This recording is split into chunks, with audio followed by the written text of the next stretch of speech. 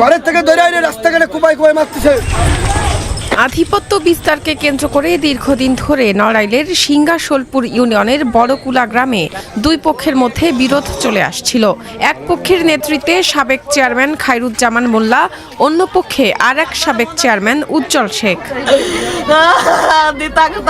23 ফেব্রুয়ারি ভোরে খায়রুজ্জামান মোল্লার পক্ষের লোকজন বড়কুলা গ্রামে উজ্জ্বল শেখ পক্ষের মানুষের উপর অতর্কিতে হামলা চালায়।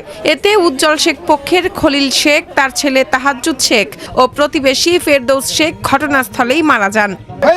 ঘরের মধ্যে মারিস রে, ঘরের মধ্যে মানে কেউ চালু হবে না, ওরা ঘরের তো পারো, ওই একটা ঘর থেকে করেছে দিয়েছেন, একটা এনেছে এক একজনে ধরে ধরে গেছে, ঘরের মধ্যে কেন মারার দরকার নেই, ঘরের থেকে ধরে আইনে রাস্তাঘাটে কুপাই কুপাই মারতেছে।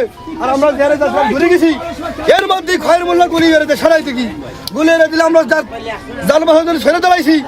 পুলিশ জানায়, সংঘর্ষের ঘটনায় আক্রমণকারী সাবেক চেয়ারম্যান খায়রুজ্জামান মোল্লার কর্মী ওসিকুর ফকিরকে মারাত্মক আহত অবস্থায় হাসপাতালে নেওয়া হয়, পরে তার মৃত্যু হয়।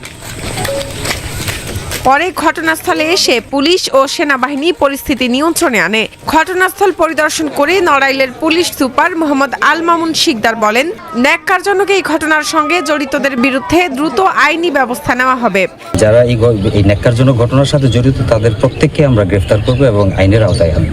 মানে অপরাধী সে যেই হোক, সেই যে কোনো দল মত বা ধর্মের যে কেউই হোক, এখানে অপরাধীকে আমরা শুধু অপরাধী হিসাবেই দেখব এবং সে আমাদের আইনের হাত থেকে ছাড়া পাবে না। আমরা অভিযান জোরদার করছি, শীঘ্রই আমরা তাদেরকে ধরে ফেলতে পারবো আশা করছি।